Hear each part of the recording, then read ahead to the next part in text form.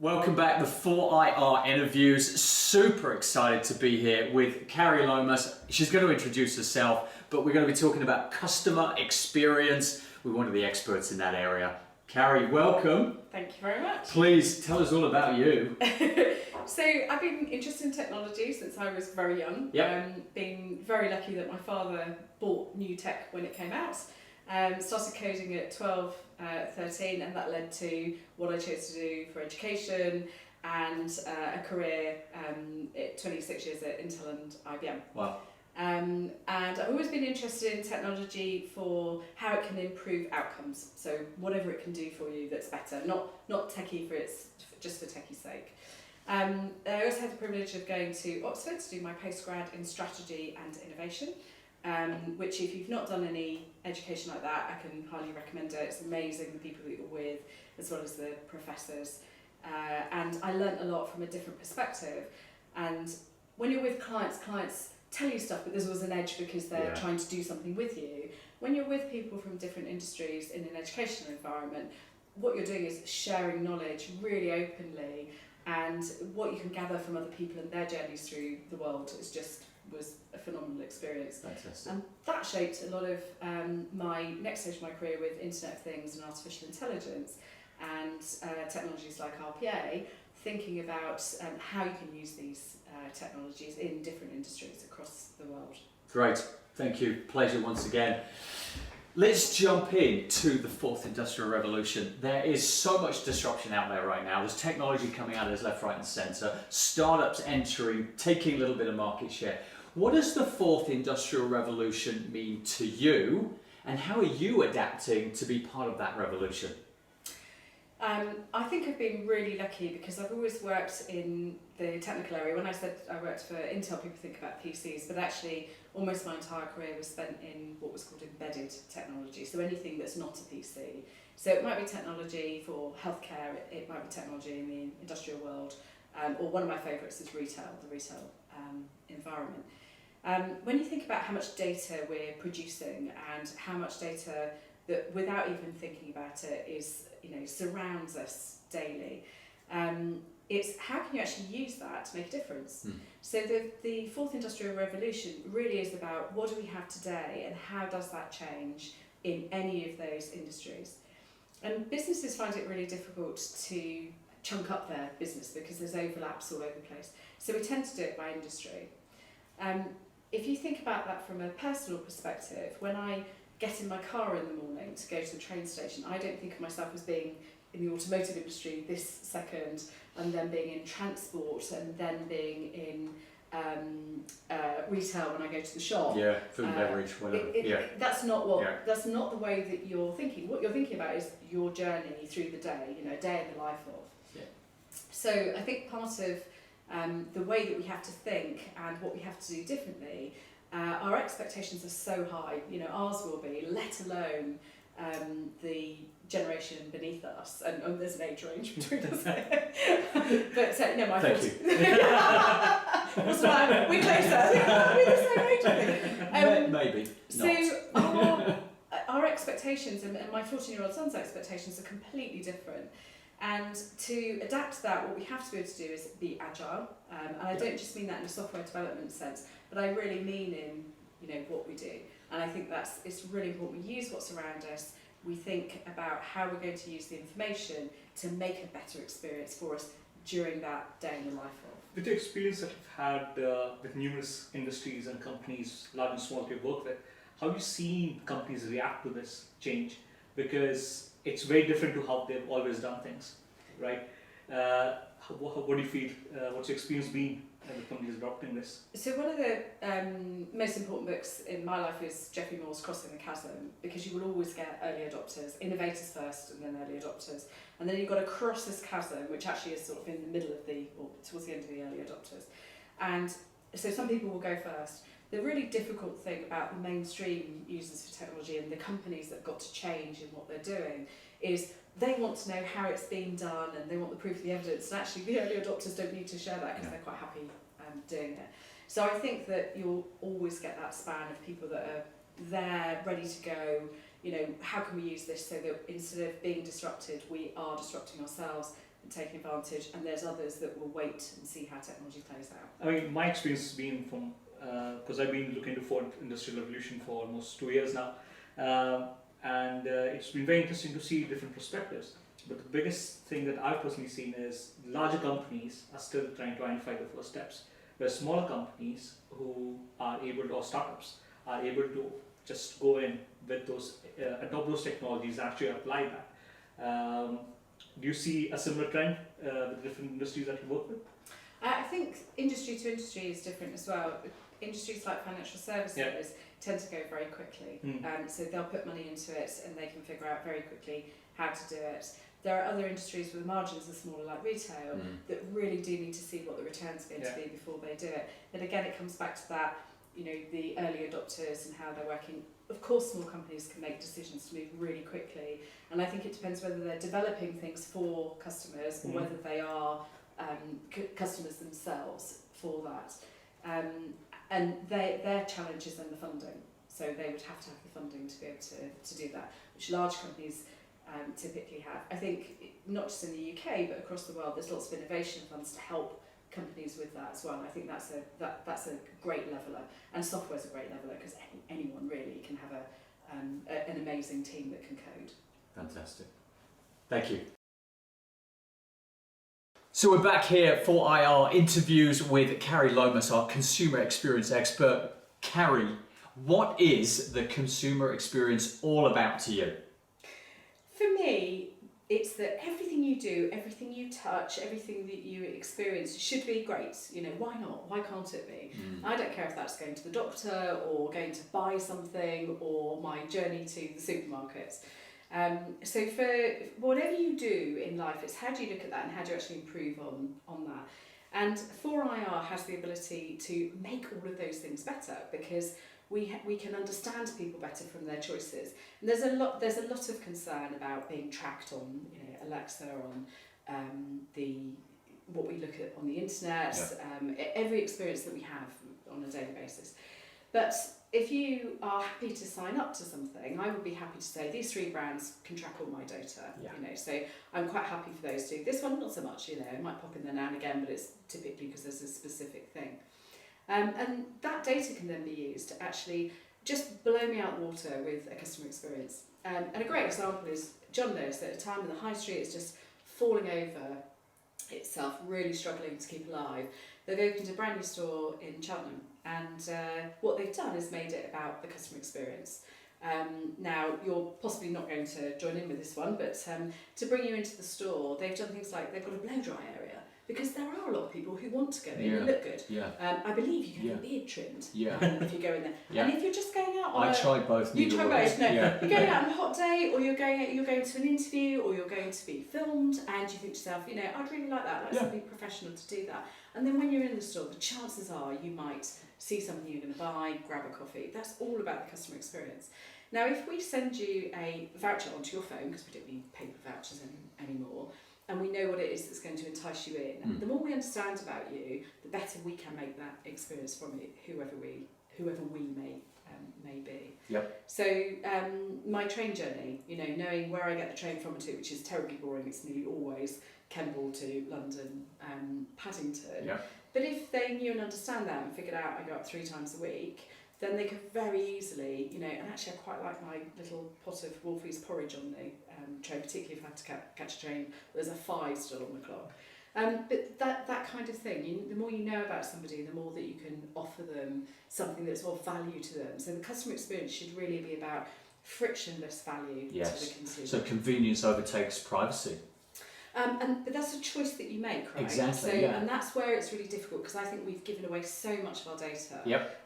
That how do you bring that back in, and how do you only share that with people that you want to? I think that's a real challenge we've got coming up in the next couple of years. Yeah, you bet. Good. Thank you. So, in the era of 4th Industrial Revolution, how do companies bring better customer experience? So I happen to have a great example here. So Lego, a great company. I had the privilege when I was at Intel of working with Lego. And what they've done, and this box is a great example of that, not just because it's STEM and women in STEM, But they put a shout out and said, if you have some Lego that we've not made that you'd like us to make, then create it, show us it, put it on the website, and then people vote. So customers vote for which Lego they'd like.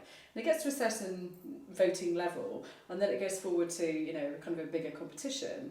And then the Lego toy board effectively say yes or no to this. So people are now involved, customers themselves are involved in what Lego they'd like to see. I mean, what a great way to do it. From a process perspective, one of the more recent things that's been honed is enterprise design thinking. And that's really thinking about things from a user's perspective.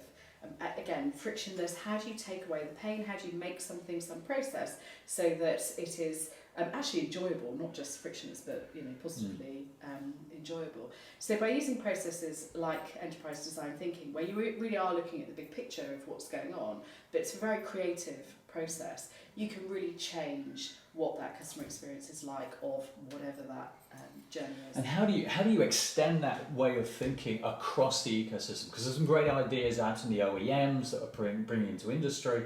How do we encourage that collaboration when there's sensitivity over privacy, intellectual property, etc.? So I think there's some great collaborations out there. One of the ones that I particularly enjoyed was I went up to one that was run by the government, and it was all about flooding. Yeah. And so they brought together the water companies, they brought together the local councils, they brought together individuals who, you know, were struggling because they were being flooded. They brought together small companies that had IoT sensors, and they looked at how do we solve the problem collectively together. And then you have to go through the business modelling. Who's going to get the money? Who could use this? Who's going to sell that bit of data? Who's going to own it? And it is really complex. So you have to get your big girl pants on and really sit and think about how that's going to work. Yeah. And you all have to be prepared to give and get, and you have to work in an environment that we're not necessarily used to working in. You know, forget your pointy elbows. Actually, what you have to do is think about how you're going to work together and share out the money. Yeah. And it should be based on the value that you bring. Yeah, fantastic. Yeah. Solving holistic problems. Yeah. And I think when people start collaborating, it's always mutually beneficial for everybody involved. Yeah. Fantastic. We're back here with the 4IR interviews. Carrie Lomas, our customer experience expert. Let's jump in with the first question, which is, there is a roadmap, there is ingredients, there are recipes to change. I'd love to understand better what you see are some of the fundamentals to making those changes. I think it's a great question, and we all change for different reasons and at different rates. I quite like John Cotter's model. One of the biggest things is creating an environment where there's an urgency, people really see the need to change. And Nish, you talked to me previously about that kind of, you know, what is it that creates that? And how do people go about doing that? And I think that if you understand that if you carry on, you're just going to carry on like this, or possibly your company dies, because if you don't change, everybody else is changing around you, and the world is changing around you, which you have no control over. The way to do that is to get people within your company to see that there's a need to do that, and then take them through what that will mean for them individually. And I think that the John Cotter model is fantastic, so it's a great 8-step process. But there's so much out there on, you know, at the moment, one of the biggest things, the Me Too movement, there's a need to change how we are in the workplace. So lots of companies are out there training people on what's appropriate behaviour and what's not. You know, does it mean you can't be friendly towards people? No. You know, but it means doing that in a way that's respectful. Yeah. And if I look at recruitment at the moment, which is something you and I have discussed in the past, Andrew, the need, some women really do need, some people need, to go about it in a different way. It used to be, are you good enough to work at this company? And actually now we've got a lot of choice, and we won't work for a company where we don't like the culture or we don't believe in the product that they're selling. So KPMG is a great example. They ran a women-only careers fair, and it was for everything from apprentices right through to partner level. And it was so inclusive and so friendly and so open, and very much about, you know, what do you have to give, but what could we give you? And that's a real change in how we go about things. And I thought it was a great example. And how do you get people to actually start adopting this change? So I think that's fascinating, because culture and, again, individuals will change differently over time. So I think it's both bottoms up and tops down. So tops down have to really say, this is what we believe needs to happen, and here's why, because people have to feel that. Some people will change because they're afraid to be the last one. They don't want to be the last one. Some people want to be the first one. Some people want to know what's in it for them. I don't particularly like that phrase myself. And some people want to do it because it's the right thing to do. Some people would do it because they've been told this is the right thing to do. So there's different reasons why we all will change. So you have to actually touch most of those points. But what you really have to do is get a core of people that want to change. And don't go with the difficult ones that don't want to do this. Go with the ones that do and work forward with them. And they'll gather people, and people will see the benefits and move. Whether that's adopting a new technology, a new process, a new way of thinking, they will, people bring them with you. And communication is absolutely the key to all of it. It's the vascular system for the whole thing. We all need to change. We need bang flag wavers charging it through the organisation. Agreed. Fantastic. The other thing is that there's a saying that everybody wants to change, but nobody actually wants to do it. So everybody understands that they do, but it's really, really hard to get it done. So you have to be able to change yourself. And you have to start small. Start small and get going. That's the most important thing. Yeah. Almost don't worry about where you're going to start. It's know that you've got to get going. Stop doing. Yeah. Good. Thank you. We're back here with the 4IR interviews with Carrie Lomas. Delighted to see our customer experience expert here. So Carrie, if you could enable the culture for customer experience, and if you were to start that culture change now in an organization, what would you do?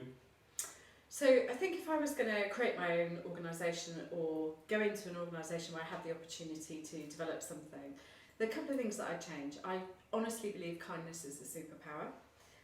I believe in openness and transparency, whether that's within your team, your organisation, or with your customers. I believe that your number one team is actually your peer group, because that's if you work together really well and collaborate, and you're open and transparent, and you know that there are some things you're trying to drive that are the same, and some things that are slightly different because you've got different roles in the company. If you get that right, then your teams know. You shouldn't be setting teams up against each other. It should be part of how you work together. And in the Richard Branson model, if you get it right with your teams and your people, then they'll get it right with the customers as well. And I think then how you work with your customers becomes so important. If you can't do something or it's really difficult, tell them. Don't let them spend their money on something that you can't do. And if it's the first time you're doing it, tell them. So this is a first, so we're going to put some money in and co-create this with you. And customer experience is not necessarily just external, but also internal, right? Because how you treat your internal departments and how that information flows through actually then has an open effect on your customers as well. Absolutely, and I think Richard Branson's got it right. If you do that well internally, then that flows through to how they will believe they need to behave externally. And we touched on the fact that social media allows this ridiculous anonymity, yet there's so much data out there, it will come back and bite us. And how we behave has to change in line with the fact that the world, there's some terrible things going on in the world. There always has been through the history of mankind, humankind. But how we actually then now, with such availability of information about who said what to whom, where and when, we have to start thinking about how we behave. Now, of course, you can make that up as well because it's very easy to Photoshop things, create things that aren't true. So checking facts, thinking about what you say before you say it, thinking about how you behave, I think it's going to become really important. And I think the next generation care an awful lot more about that than I think sometimes it's perceived that they do. Thank you.